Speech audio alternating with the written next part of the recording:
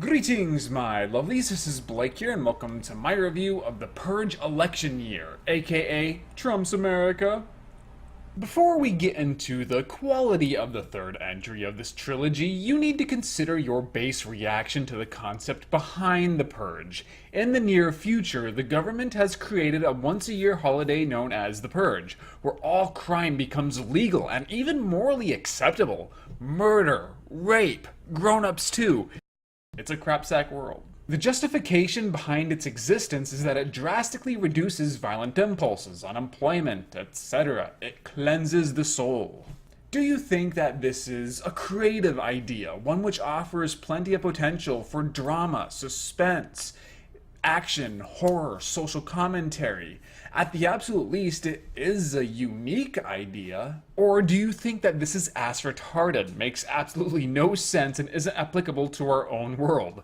Apparently in this universe, there are no such things as repeat offenders, serial killers, property damage, cybercrime, terrorism. Somebody really didn't think this shit through. Depending on how your mind processes the concept, you'll likely be partial or hostile towards the Purge trilogy before the opening credits even begin. As for my own feelings, I sometimes forget that they're the reason you watch these videos.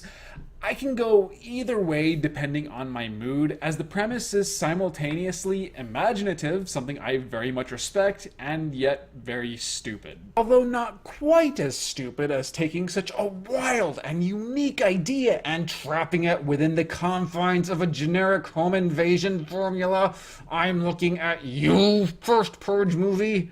Yeah, didn't like that one very much. The sequel, Purge Anarchy, had a lot more fun with the idea, and while it's hardly a masterpiece, it is what its predecessor should have been. I've written reviews of the first two parts of this trilogy, so please read those if you want to know the extent of my opinions.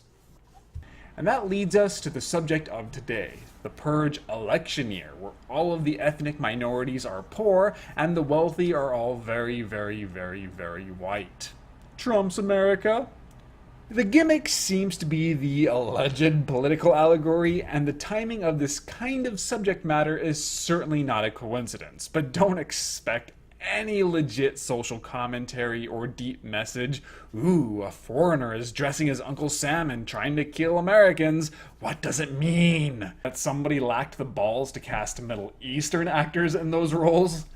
It's just exploitation, and the visual of Uncle Sam drenched in blood is provocative and a perfect marketing ploy, but it means absolutely nothing. There's nothing wrong with this, as the Purge 3 isn't really pretending to be intelligent or insightful, but there will always be people who read way too deeply into smoke and mirrors allegories. Plus, we all know what this really means, don't we? Trump's America?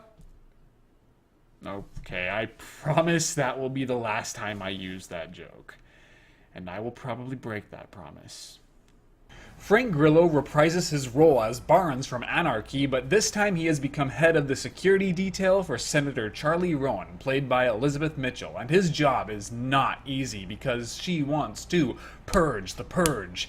She's become so popular because of this that the government is now afraid that their way of life is coming to an end, so they declare that politicians are no longer exempt from the yearly purging in an obvious ploy to get her killed.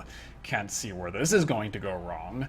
Betrayals ensue, and now Barnes and Rowan are on the streets fighting for their survival. The Purge election year is often entertaining, but it is a pretty big step down from its predecessor. It wastes no time getting to the grisly action, but it moves so quickly that by the time the finale begins, I was exhausted and ready to take a nap. The production values are solid, with the action scenes being adequately choreographed, shot, and edited, even if nothing stood out as amazing. The set pieces didn't seem anywhere near as crazy as the ones from Purge Anarchy, even though they're arguably more polished. The violence is prominent, and when it wants to be intense, it usually is on some level.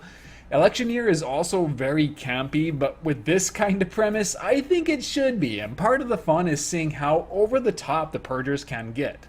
A psychotic schoolgirl driving around in a car wrapped in Christmas lights is relentlessly pursuing our heroes because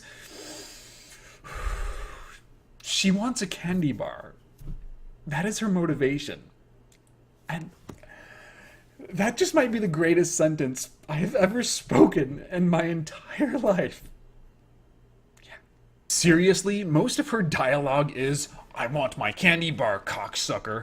She should have been the main villain, because while her acting is bad, it's the right kind of bad for this movie. The actual main antagonist is either this neo-Nazi mercenary who wouldn't even be all that villainous if it weren't for the swastika tattoos, as he doesn't do or say anything particularly evil, and a senator whose hammy acting was the wrong kind of bad. He was so over the top that it started to get on my nerves.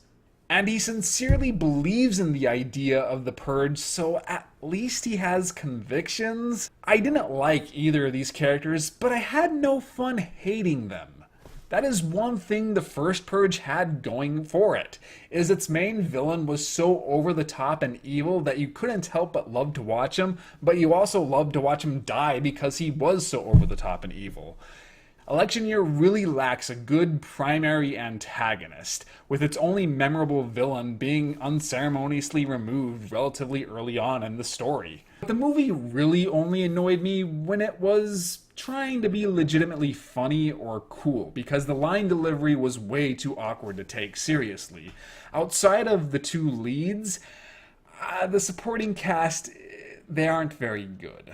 Furthermore, Frank Grillo was wasted, as awesome as he is. The supporting cast get to have characters with interesting backstories and decently developed character arcs, while Grillo is used as a walking prop for the action scenes. No emotional stakes, no inner conflict. His character felt like such an afterthought, even though he is technically the hero, that I suspect he wasn't even in the original script. Which actually might have some truth to it, considering that I've recently heard that the original idea was for this to be a prequel to the first Purge, based around the very first Purge, but they changed those plans when Frank Grillo expressed interest in reprising the role.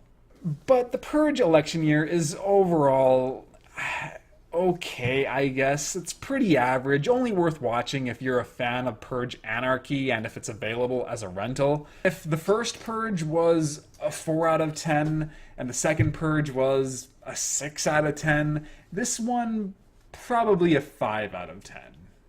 I did not do a written review though, as each Purge entry has distanced itself from the horror genre, with this one firmly embracing action, but I have done many reviews of Bone Tomahawk, The Fifth Wave, Kung Fury, and a re-review of The Invasion, so please read those. Follow me on Facebook and Twitter, and I hope you enjoyed this video. Please comment and let me know what you think, and I shall see you guys later.